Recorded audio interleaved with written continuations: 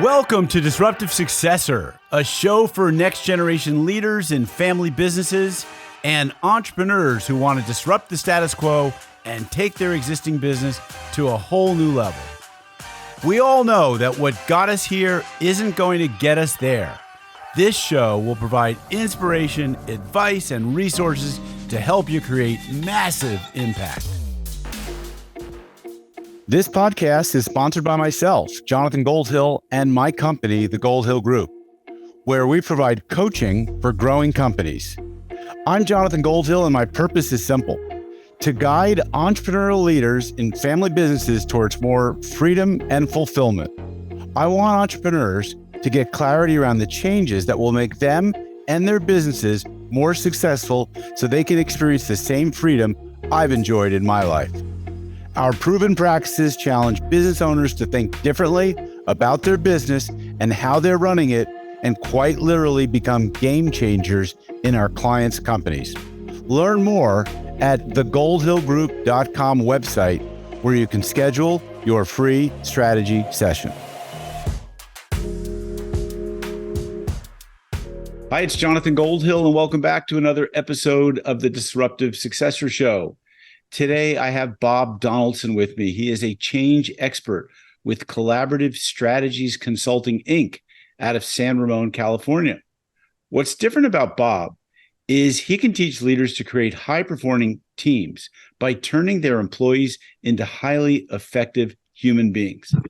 Bob is the author of Collaborative Power Grab, a step-by-step guide for every leader on how to invite, attract, and cultivate collaborative power. Bob, welcome to the show today. Thanks, Jonathan. Great to be here. So, Bob, I always like to start with getting some background about people. Like, how did you get into doing what you're doing? You can take us back as far as you like. You can spend a few minutes if you like. But, what got you into training? Well, it was a combination of training and leadership training. It does go back a little bit, but it's not a boring story. I've always had a penchant for leadership, typically kind of saying, hey, who wants to be the foreman of the jury or what have you? It's somehow I always get selected for those positions. The most interesting part of my story, I think, is all the way back to 1985. And it was my first management position at a new agency. And they had just suffered a very long labor strike. And I'm telling you, the bad blood was flowing down the hallway and into every room, metaphorically speaking, but you'll see why I borrow this metaphor. When I got there, people are stealing lunches out of the refrigerator. They're stealing personal items out of each other's lockers. There's drug and alcohol use on company time. Cars are being keyed, and nails are going against car tires. And after I got there, I looked around and looked at this absolute mess. And I almost turned around and said, man, I got to get out of here. But I decided not to. And I decided that there's got to be a way to influence this. I look back at my life and I do kind of specialize in messy situations. So, hey, why not? And lo and behold, 5 years later, this agency was an industry leader. And the tools that I used to make that rather astonishing transformation was the basis for the rest of my life's work. And so what I did over the next 38 years, which brings us to the present day or so, for almost 40 years, is I looked at when I was in the field and the fur is flying, and of course my car is getting keyed, and of course there's nails against my car tires, right? Oh no. Mm-hmm. I started using a lot of different techniques that I thought would work. Some did, some didn't. I kept accumulating the ones that did, and of course those ultimately became the collaborative group behaviors, right? But also, I was just a guy in the trenches trying to make things work, right? And I didn't always know why it worked. And I thought, well, I'll figure that out later. So what I did over the next 38 years is I added to more and more of these tools to that toolbox. And it doesn't necessarily have to be a toxic work environment. It can be any type of work environment whatsoever, but it'll be improved based on these same concepts and these same step-by-step starting now actions. And so that brings me to the present day. And so my toolkit that is easily transferred over to clients and people that want to improve their group performance and increase job satisfaction at the same time. Those two things always go hand in hand. Is what I'm all about today. Whether it's the book or it's the online course Journey of Heroes, this is all a way of transforming this information to groups so they can use it. It also avoids a lot of the downfall of the current leadership training foibles that we're seeing nowadays. Not all leadership training is created equal. We could talk about that a little bit later. Yep, I want to get into that. So, so what do you mean? What's wrong with some of the modern day leadership training? Why is it failing? Is it failing? What's your approach? How is it different? Yeah, great. Thank you. I'm going to name drop a little bit here. Jeffrey Pfeiffer leads the Department on Leadership at Stanford University. And he wrote a book a couple of years ago, maybe it's 3 or 4 years ago now, called Leadership BS. And if anybody has their fingers on the pulse of the leadership training industry, it's Jeffrey. And he noted that I think it was 2019 or 2018, it was just pre-COVID, that $100 billion worth of leadership training was expended, or corporate training was expended in the United States with almost nothing to show for it. Now, that's almost a knee-bending statistic, $100 billion, right? And almost nothing to show for it. So that's really, that's contrary to what I've been saying, not often enough, but I've been saying to people over the years, which is like, if we're in a recession, marketing and training are the two things you need to keep going, because if you cut marketing, then you're cutting your lead generation. If you cut training, then you're cutting down or reducing the quality of the people that are working for you. They'll go elsewhere. Right. That's absolutely right. And I can circle back to that in just a moment. Pfeiffer's primary point is that a lot of training was happening, but the training that was happening was ineffective. Okay. Now, the organizational development industry, and I got to be very careful here, but it has kind of a miserable track record. Mm-hmm. A lot of what happens in the organizational development industry is they're chasing the next shiny thing. Okay. So whether it was TQM back in the old days or 360 evaluations, which is kind of the current fling thing, and there's a lot of reasons why this stuff is not effective. And so I can just tick off some of those top items if you'd like. Yeah, let's hear it. Number one, a lot of what's produced in the leadership training industry is the result of a study, where if you're in a leadership position and you want leadership training, I warn everybody in those positions, please learn from somebody who's done your job successfully. Okay. And that changes the lesson plan completely, number one. Number two, you'll go to this, 48-hour, 2-day weekend leadership training session. And the Venn diagrams look great, and a lot of pontifications that you're given that you're going to implement Monday morning. And it almost all of it fails for the following reasons. One is, how do you interpret a pontification? If somebody says, hey, you need to increase your communication, or you need to give your group a vision. Well, how do you do that? And so one of the things I do in my starting now actions is I give people the exact behavior to use that next morning. And so there's no room for interpretation. If you say give people a sense of vision, you've got a lot of background. I've got a lot of background, but our answer is going to be slightly different. So what answer is that new leader going to learn from that new leadership training session? Number one. Number two, a lot of what they propose is just too complicated to implement.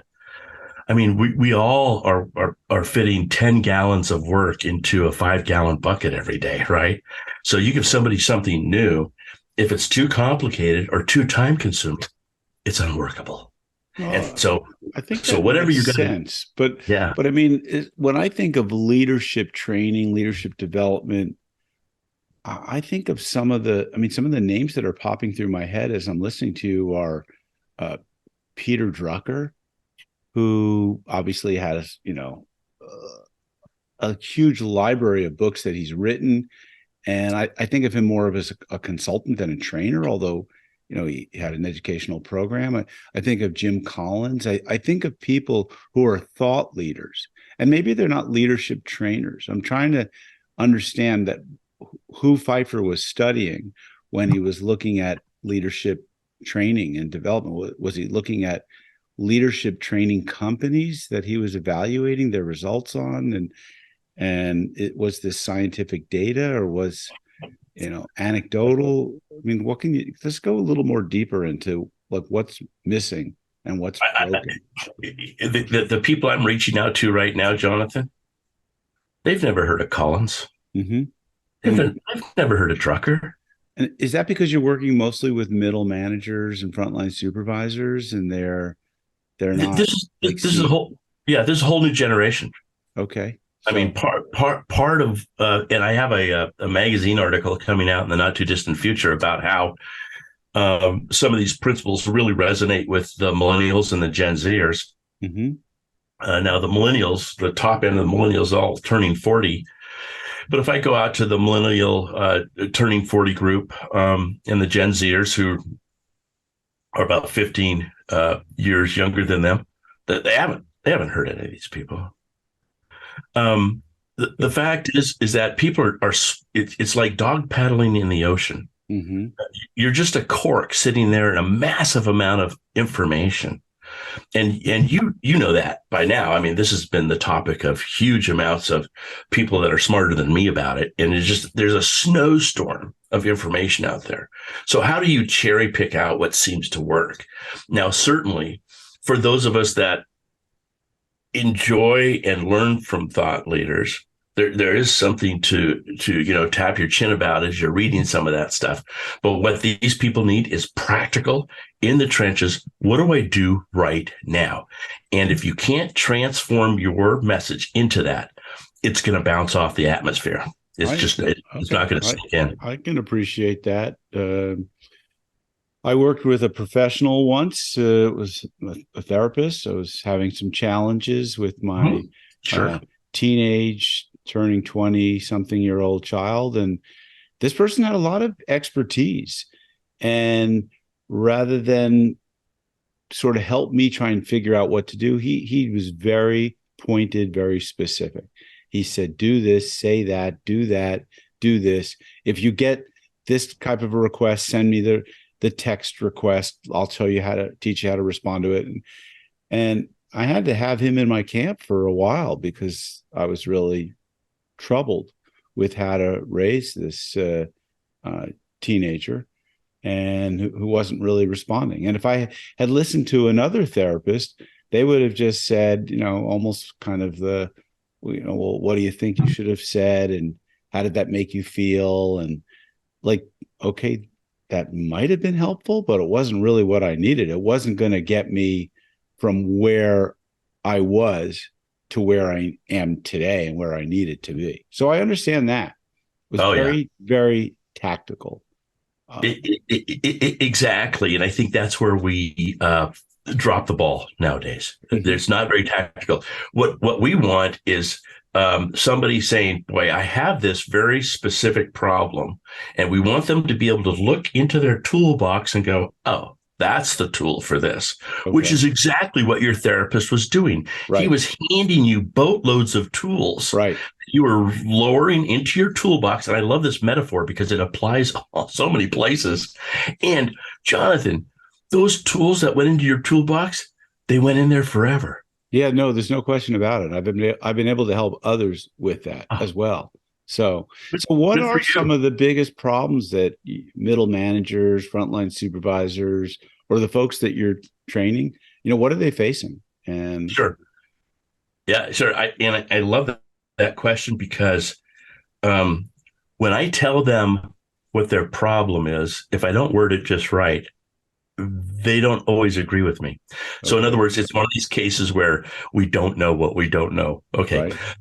So if you're a hardworking first line supervisor or middle manager, what you have in common is you got to make sure the team underneath you is performing in such a way that it's giving you the outputs that senior management wants from your team. Mm-hmm. So whether you're a department head or a shift lead, that is a common problem amongst people in that strata of the organization, right? And so what that means is anytime the team below them is slightly underperforming, boy, they're going to inject themselves with direct supervision and make sure that output looks the way it's supposed to. Now, there's a difference between managers and leaders, and we can get into that in a little bit. Okay. But a lot of times, first line on that, by the way. Yeah. Oh, I think it's really important for people to understand the distinction between the two because it's huge. It's giant. And anybody that's in a leadership position, if they don't understand the differences, which I do go over those in my book. Mm-hmm. A quick plug, sorry. That they miss the boat. And so here's a perfect example of that. A lot of times, first-line supervisors and middle managers that are having to give huge amounts of direct supervision to the team below them because of these underperforming issues see themselves as extremely hardworking leaders. But actually, you're just a hardworking manager. Right. Okay, so you're just injecting yourself and you wipe your brow at the end of a 10-hour day and go, boy, did I ever earn my pay today? And you did, but look what's happening. A lot of overtime, weekend work, cutting into family time. And are we forgetting that the reason we're doing this is for our family? Mm-hmm. Yes, we are. Mm-hmm. So my point is that you can actually increase the performance of that team and be able to pull back the direct supervision and get the outputs you still need. And so when I can make that kind of a conversation start, just like I am right now with you, then they start to listen. Because I said, man, you can get your family time back. You can reduce all that overtime that you're not paid for because your management, your salary, right? It's not hourly. Right. And people love. So how do they do this? How do they quickly increase the productivity of an underperforming team that they're leading? Sure, you bet. So what you do is you go into all the skill sets that the people need in that group, and you train them to expert levels. Mm-hmm. Okay. The moment you start turning these people into experts, problems start to get solved that you don't even know about because now they're an expert at doing it. So let me go there for a second. I have 8 main categories that I approach in turning people into experts: mission, priorities, right? Culture or workplace culture, protect and promote, effective interpersonal relationships, high quality communication, technical competency, productivity, problem solving, and continuous improvement. Okay. For each one of those categories, right, I have starting now actions for every middle manager and every first line supervisor to start that process. So let me give you a great example because there's not enough time to go over everything, obviously. Sure. But here's the big one. Giving a presentation in Chicago and another one in Denver last year to these very large associations. And we got to the Q&A and I said, hey, can I see it? And this is probably about 50 or 60 people in each one of these audiences. I said, please, I would like to see a show of hands. Who here is frustrated by the problems that are showing up on their desk that they think should have been solved by the team below them?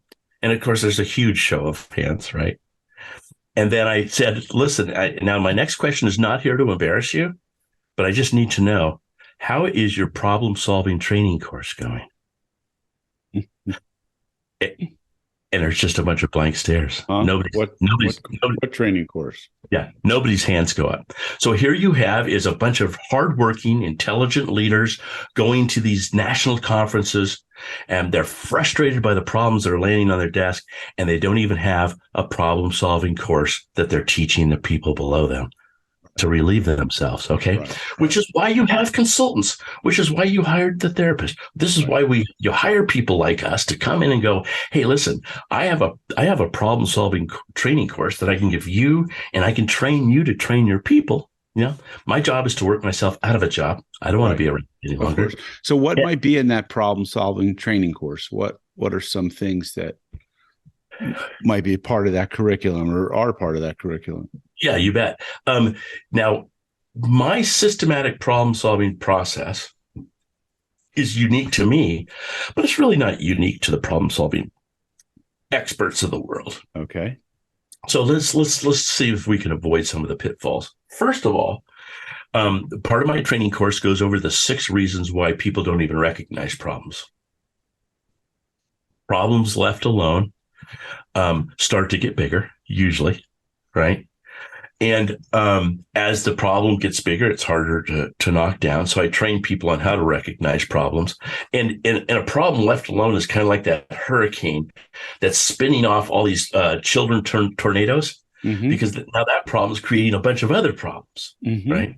And so you got to catch it early. And so I teach people how to recognize that problem. And then once they do, they say something. Tell your boss. I don't know how many times I've been in a leadership training situation, and it's been training. I've been training now for over 25 years, and if I've heard this once, I've heard it a million times. Boy, if they had just told me about it, if they just had told me about it when they knew about it, right, I would have been able to solve this problem with just a fraction of the amount of time and energy and money it would have taken me, right? And so the first step is you tell somebody, create a problem-solving team. And there's 8 steps, and I'll just go over some of the most important ones. One is, don't confuse the step of developing a solution with the step of developing what you think the causes are. Okay. Part of the reason people think that they're better problem solvers than they actually are is because they confuse that. Right. They don't spend time enough to develop what the real cause is. They jump to the first cause that they see, and then they apply a solution to it. And the next thing you know, the dumpster fire behind the welding shop is a big surprise when it shouldn't be. No, you have to stay in the cause area for a while. Yes. And don't bring other brains in on the game, Bring the right people around the table, develop what the top 3 causes are, and then say, hey, you know what? We think this one is in the lead. Let's apply a solution and see what happens. Yeah. Now, this is very interesting because one of the key components that I utilized in my CEO peer group, which I was trained by an expert who was in what is now called Visage. It was called Tech back in those days. But one of the key things is where a CEO brings to his peer group of other CEOs in other industries, and there's usually, for people who are not familiar with it, maybe 12, 16 people in the room. Someone presents the problem succinctly enough so that it doesn't go on and isn't explained away. And then people go around the table asking clarifying questions to get really clear on what the problem is, so that they don't jump to conclusions, because there was always a few people at the table that wanted to immediately give someone the solution, but it wasn't always, and it might have been a good solution, but it wasn't necessarily the best or the right one for that person at that time. And so by going around the room and asking questions, and not leading questions would be asking a question with the solution already in mind, trying to direct them and guide them to that, right? So that it would be like what I literally called clarifying questions. So this is a great process. And then after all that information and all the questions were finally off, had gotten off the minds of the people around the room, then one by one, individuals around the room would say, well, this is what I would recommend as a solution. And then after the person who presented the problem listened to all the solutions, only then did he or she say, based on what I heard, like, this is what I think I'm going to do at this point in time. And so it's no wonder that, what you're teaching is such a core piece of a CEO peer group. And I'm sure that every CEO peer group in this country runs a process somewhat similar to that. So if they're success, if they're well run. Yeah, you're hitting the nail on the head. And I was just going to ask, if they're successful, that's exactly what they're doing. Right. And thank you for that. Thank you for sharing that. My point is that when you turn your employees into highly effective humans, they give back to you as a super employee. Yeah. So problem solving is just one of these things. When I started doing this, in the different places I was working, it was funny. People would stop by the office and say, "Hey, Bob, this stuff works at home too." I said, yeah, no kidding, right? I said, yes, it does, because you're turning into a more effective human. So you're a more effective human wherever you go, because humans are humans wherever you go, right? Yeah. And so when we start talking about things like developing a relationship with your boss, how do you actually do that? What's the conversation look like? And I hand that over on a silver platter. Or why making observations of good performance of your team below you? I mean, there's probably moral implications to doing that, because you're just being a good boss.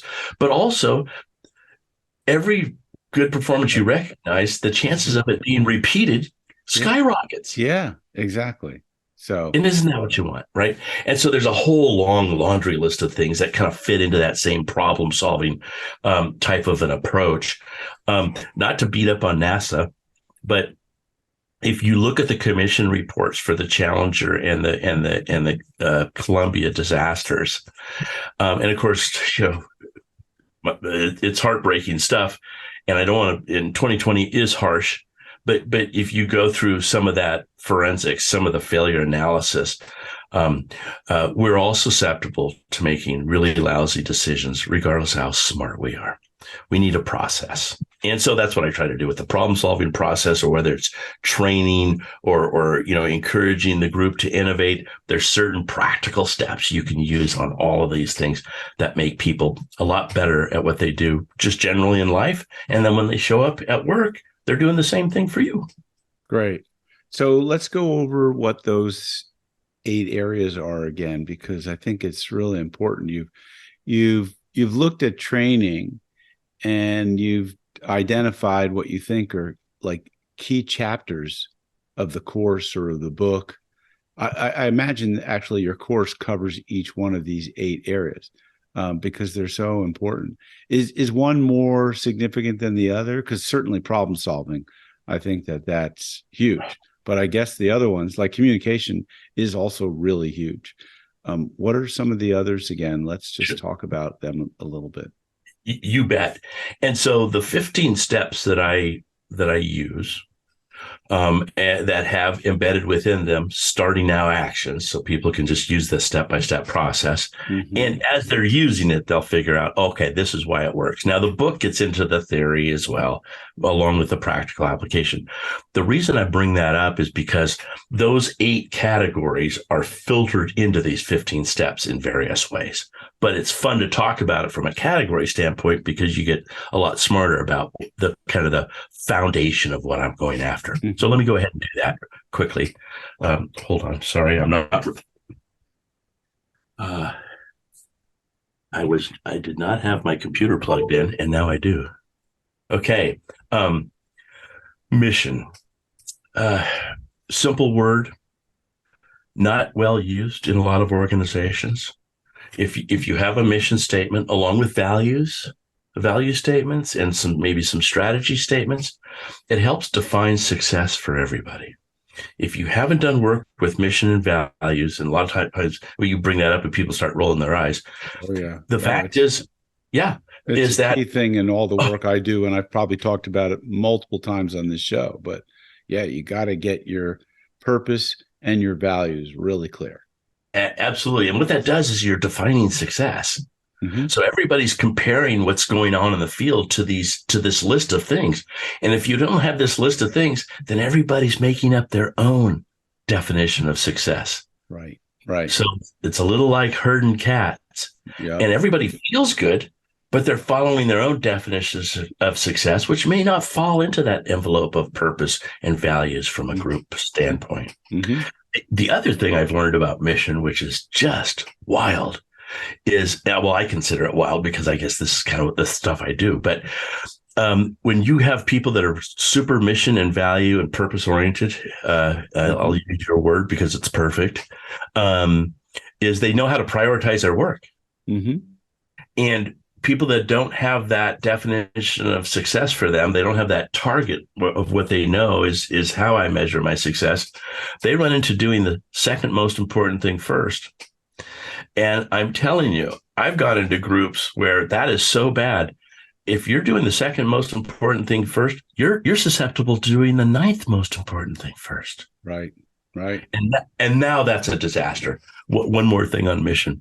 You got the silos, right? You got the different departments, the different silos. Mm-hmm. One of the reasons that has problems is because I have a mission. I've got my people working in my department, Department A, and we're doing really, really good. But departments have to lean on each other because they need stuff from each other. Mm-hmm. Well, here comes Department B, and it says, hey, you guys, I need stuff from you guys. And Department A goes, oh, okay, sure.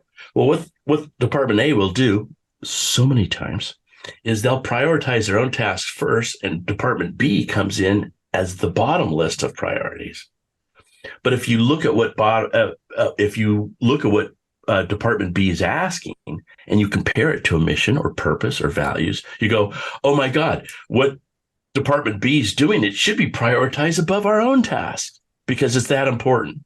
So when you have mission and purpose and value and things like that defined, then it helps breaking down those silos. Right. And it's almost magical because everybody understands what the priorities are. Understood. Okay, great. Yeah. Well, listen, we don't really have much more time. We need to wrap up. So let's just go over what are those different parts of the course. Tell us a little bit about your online course.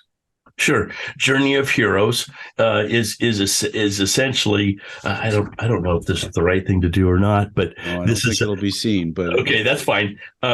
It's a 5-week online coaching course. Is that what it is? 5-week online coaching course. If you're an individual, you're in these every week, every 2 week feedback sessions where people can submit questions and I can give some live answers. Mm-hmm. It goes over the exact group of starting now actions, the 5 step-by-step actions of how you develop an outrageously awesome relationship with your supervisor and support them like they've never been supported before. It goes over the 10 steps below you to maximize the team performance of the folks below you. Each one of those 10 steps has a handful of starting now actions that you don't have to interpret. All you got to do is start using it. Mm-hmm. The Journey of Heroes is 33 really short video presentations. They can be listen only, but the video presentation, and each one of those video presentations has a downloadable guide that the student can have for their lifetime laboratory. Mm-hmm. And then what we do in our coaching sessions is as people are progressing through those 33 very short, very concise videos, we're talking about how to apply them and any stumbling blocks that they might be running into. And then at the end of the course, you have these 23 downloadable guides, which is essentially, similar to what's in the book. Right. But what we learn is that leaders that can actually take a book and turn it into a program, pretty tough to do, which is why the Journey of Heroes online coaching program was developed. Got it. Well, that's a pretty thick looking book for those who can see it on YouTube. Where do they find this, Bob? Collaborative Power Grab is on Amazon. It's on Barnes and Noble, Thrift Books. Okay, and the course though, where do they find that? Well, the course can be easily captured by going to our website, which is thelostartofcollaboration.com. Okay, thelostartofcollaboration.com. Exactly right. You can take an initial masterclass and book a call. Also, you can go to the back of the book, and it has instructions on how to get to the Journey of Heroes. Collaborative Power Grab. Okay. Yeah. It also has a phone number on the back if somebody wants to give me a call. There you go. Awesome. Okay, Bob, thanks so much for being on the show. You and I are thinking alike when it comes to the importance of training. It's so important to develop people. And some of these things that seem really basic, well, of course, you could be basically good at it, or you could be competent at it, or you could become advanced or even expert at it. And you and I both agree that if we train our people to be expert, then we can accomplish so much more, right? Our teams will be so much more competitive, so much more effective, and they can execute at a much higher level. So, absolutely. Well, thank you for the invitation. It was wonderful speaking with you. I do think that we are kindred spirits here. I think we can agree that most of the world is just simply undertrained. Exactly. And a lot more things go wrong simply because the people are incompetent, not because of maliciousness. Yeah. So we're helping our fellow humans and just making a better life for themselves. So thank you for the invitation, Jonathan. Bob, thanks for being on the show. And folks, if you got some value from the show, please give us a good rating on your listening podcast application of choice. Right. Watch us on YouTube and check out Bob Donaldson at thelostartofcollaboration.com. Thanks a lot. Great. Thanks, Jonathan. This podcast is sponsored by myself, Jonathan Goldhill, and my company, the Goldhill Group, where we provide coaching for growing companies. I'm Jonathan Goldhill, and my purpose is simple: to guide entrepreneurial leaders in family businesses towards more freedom and fulfillment.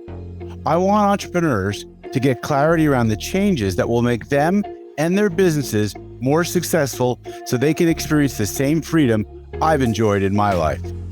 Our proven practices challenge business owners to think differently about their business and how they're running it, and quite literally become game changers in our clients' companies. Learn more at thegoldhillgroup.com website, where you can schedule your free strategy session.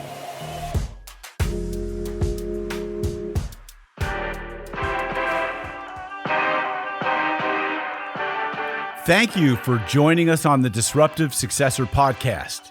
If you enjoyed today's episode, please subscribe, review, and share with a friend who would benefit from the message. If you're interested in picking up a copy of my book, Disruptive Successor, go to disruptivesuccessor.com.